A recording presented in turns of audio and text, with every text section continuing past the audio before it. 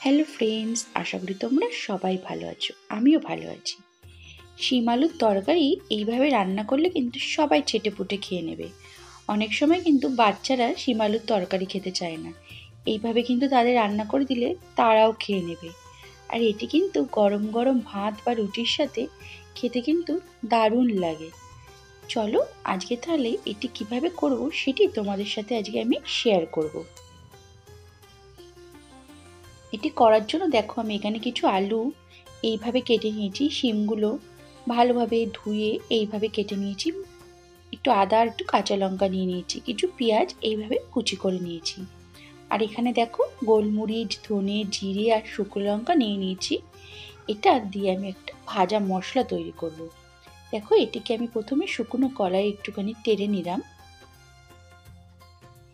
এটাকে শুকনো কড়াই একটুখানি ভালো করে ভাজা ভাজা করে নেব।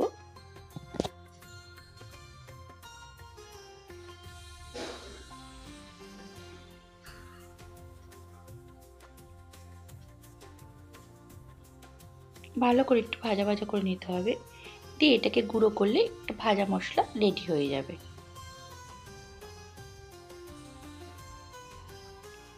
দেখো এটাকে আমি হামাল দিস্তে একটু জাস্ট গুঁড়ো করে নেবো, দিয়ে একটা ভাজা মশলা তৈরি করে নেবো। তোমরা চাইলে মিক্সিতেও গুঁড়ো করে নিতে পারো।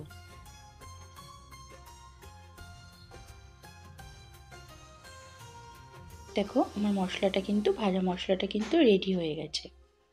এটা কিন্তু আমি সবটা দেবো না। দেখো কড়াইতে তেল দিয়ে দিয়েছি, তেলটা গরম হয়ে গেছে, এর মধ্যে আমি কালো জিরে ফোড়ন দিয়ে নিলাম।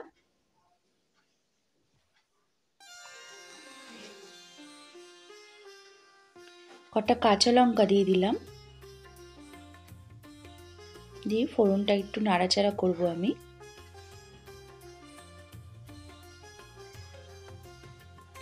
ফোড়নটা দিয়ে যখন একটা সেন্ট বেরোবে কালো জিরে, তখন এর মধ্যে আমি কেটে রাখা পেঁয়াজগুলো দিয়ে দেব।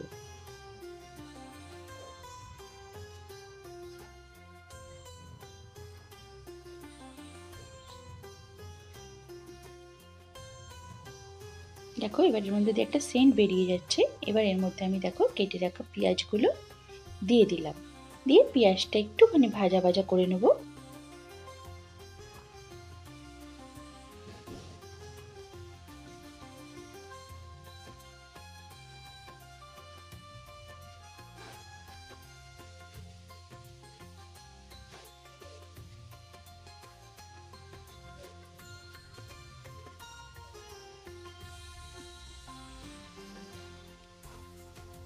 এবার এর মধ্যে দেখো কেটে রাখা আলুগুলো আমি দিয়ে দিলাম।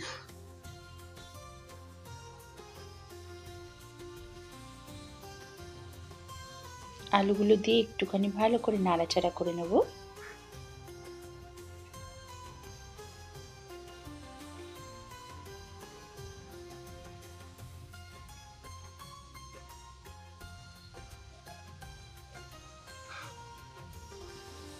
করে এর মধ্যে আমি কেটে রাখা শিমগুলো এবার দিয়ে দেবো।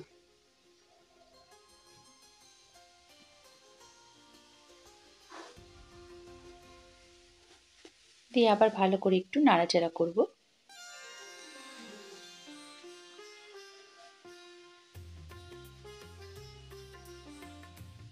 এই শীতের কিন্তু সিম কিন্তু খেতে দারুণ লাগে, তাই না? শীতের সবজিগুলো সবই খেতে বেশ ভালো লাগে। এবার এর মধ্যে পরিমাণ মতো আমি হলুদ দিয়ে নিলাম,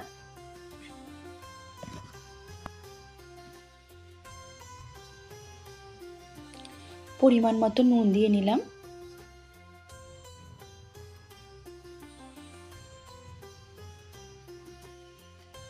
দিয়ে ওই আদা লঙ্কাটা আমি দেখো পেস্ট করে নিয়েছি, ওটা এবার এর ভেতরে আমি দিয়ে দেব।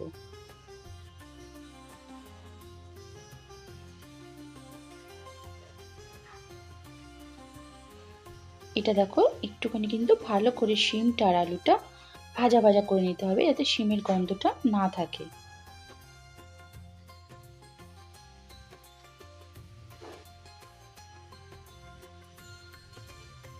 এবার দেখো এর মধ্যে আমি আদা লঙ্কা পেস্টটা কিন্তু দিয়ে দিলাম, দিয়ে ওই ভাজা মশলাটা কিন্তু আমি এর মধ্যে দিয়ে দিলাম, যেই ভাজা মশলাটা কিছুক্ষণ আগে রেডি করেছি। করে ভালো করে এবার শিম আলুর সাথে মশলাটাকে কষাতে হবে।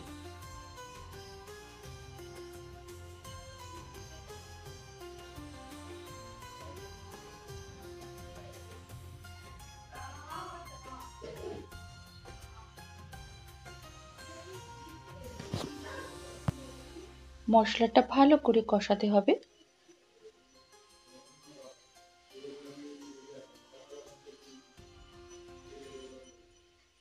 কষানো হয়ে গেলে দেখো এর মধ্যে জল দিয়ে দেবে। এটা কিন্তু আলুটা শিমটা সেদ্ধ হবে তো, তাই জলটা কিন্তু আমি দেখো এখানে 2 বাটি জল দিয়ে দিলাম, ছোট বাটির। দিয়ে এটাকে দেখো ভালো করে নাড়াচাড়া করে নিলাম, নিয়ে এটাকে আমি এবার ঢেকে দেবো।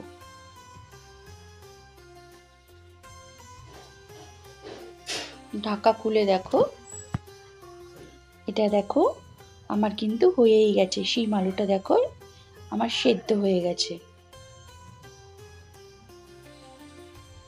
এরকম যখন একটুখানি জল জল থাকবে তখন কিন্তু এটাকে নাড়িয়ে ফেলতে হবে। দেখো আলুটা কিন্তু আমার সেদ্ধ হয়ে গেছে।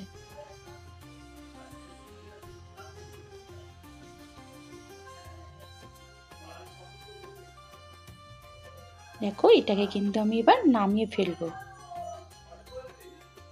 তাহলে বন্ধুরা, কেমন লাগলো আজকের শিম আলুর তরকারিটা? ভালো লাগলে একটু লাইক ও শেয়ার করে দেবে।